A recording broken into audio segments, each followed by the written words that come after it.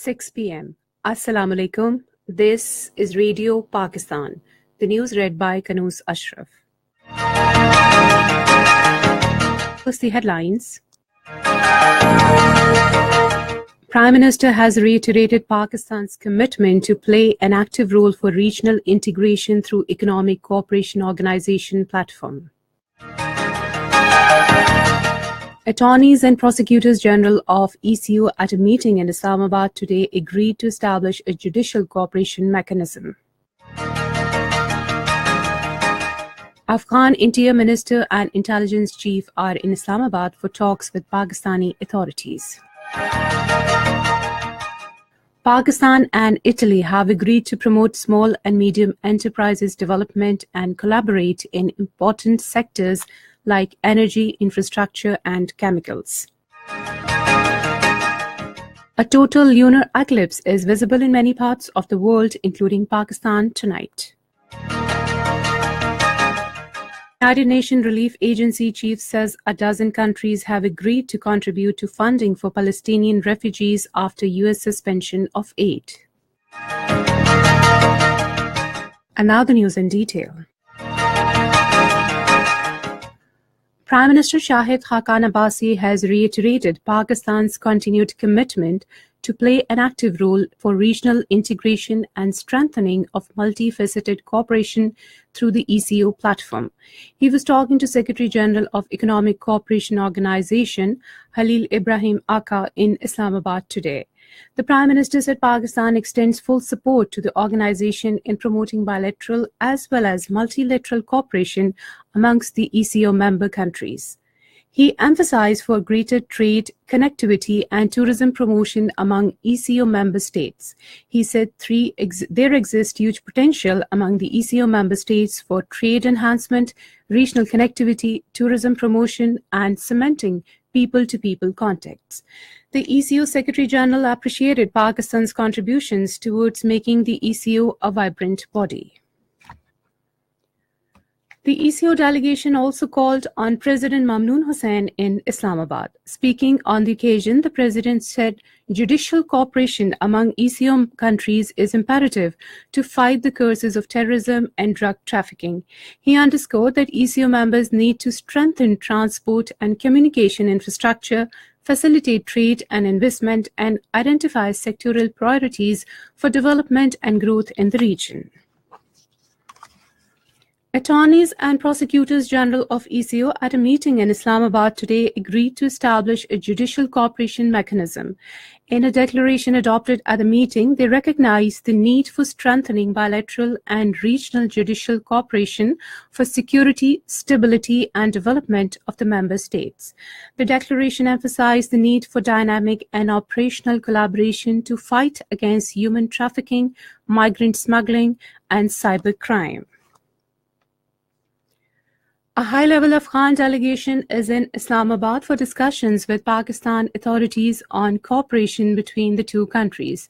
According to Foreign Office spokesman Dr. Mohammad Faisal, the Afghan government had requested that a delegation would like to visit Pakistan with a message from Afghan President Ashraf Ghani. The delegation comprises Interior Minister and Chief of Afghan Intelligence Agency, National Directorate of Security. Minister of State for Information and Broadcasting Maryam Aurangzeb has urged the journalist community to play a constructive role in projecting soft image of Pakistan. Addressing oath-taking ceremony of local press club body in Hafizabad this afternoon, she said journalists have a crucial role in the war against terrorism. She said people, armed forces and law enforcement agencies have rendered great sacrifices to purge the country of menace of terrorism. Pakistan and Italy have agreed to increase institutional collaboration, promote small and medium enterprises development, and collaborate in important sectors like livestock, energy, infrastructure, oil and gas, transport management, and chemicals. The agreement was reached at the third session of PAC-Italy Joint Economic Commission in Rome, Italy today.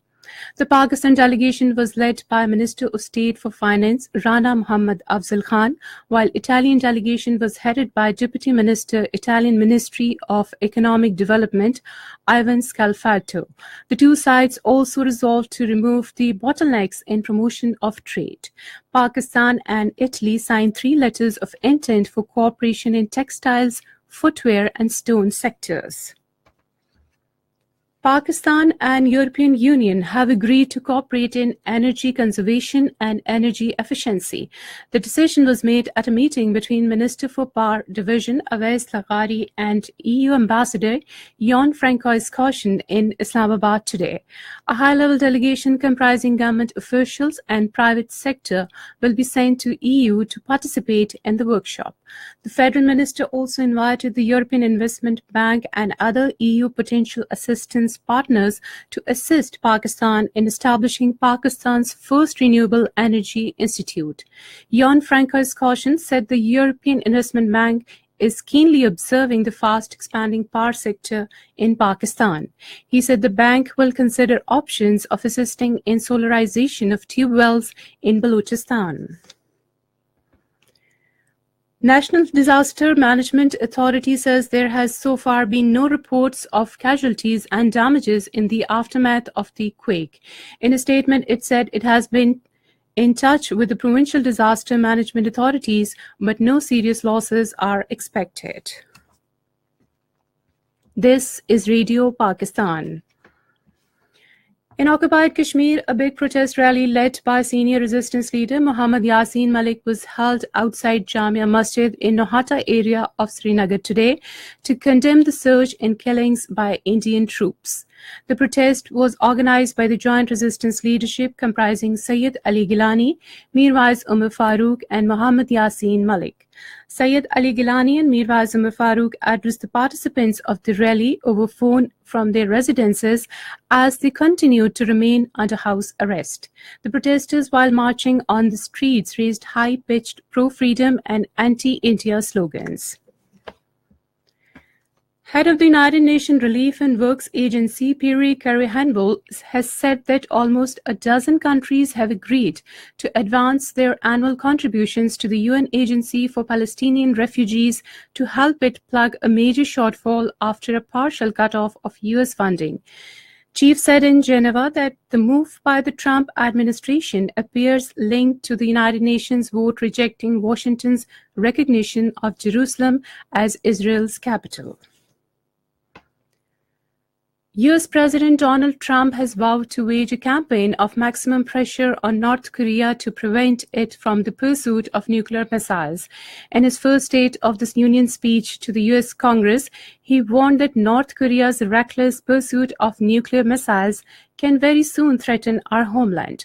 Donald Trump asked the Congress to remove budget caps on defense spending and fully fund the military. He also called for unmatched powers for the military to ensure defense against threats from certain regimes, terrorist groups, and rivals like China and Russia. Trump announced to keep the controversial Guantanamo Bay detention camp open, reversing an Obama-era directives in this regard. In United States, members of the Congress who passed new sanctions on Russia nearly unanimously last summer criticized President Donald Trump for not imposing them, accusing him of being soft on his Russian counterpart, Vladimir Putin. The Trump administration said earlier that it will not announce sanctions for now under the new law intended to punish Moscow for meddling in the 2016 US presidential election. Russia denies interfering in the campaign. A total moon eclipse is visible in many parts of the world, including Pakistan tonight. In Pakistan, it will be visible at moonrise time. The total eclipse will begin at 17:52 hours and greatest eclipse at 18:31 hours, while total eclipse will end 19:08 hours. The total phase of this lunar eclipse is also known as a super and blood moon. It will also be visible in large parts of the United States, northeastern Europe, Russia, Asia and the Indian Ocean, the Pacific and Australia. And finally, the weather report. Rain with snowfall over the hills is expected at isolated places in Rawalpindi Division, Islamabad, Malakand, Hazara, Peshawar, Kohat, Sargodha, Fatah, Kashmir and Gilgit-Baltistan during the next 24 hours. Foggy conditions are likely to prevail in plain areas of Punjab during morning hours. And that is the end of this news bulletin. For more news and analyses, log on to our website, radio.gov.pk, and also watch live video streaming of our bulletins on the link facebook.com Radio Pakistan News Official.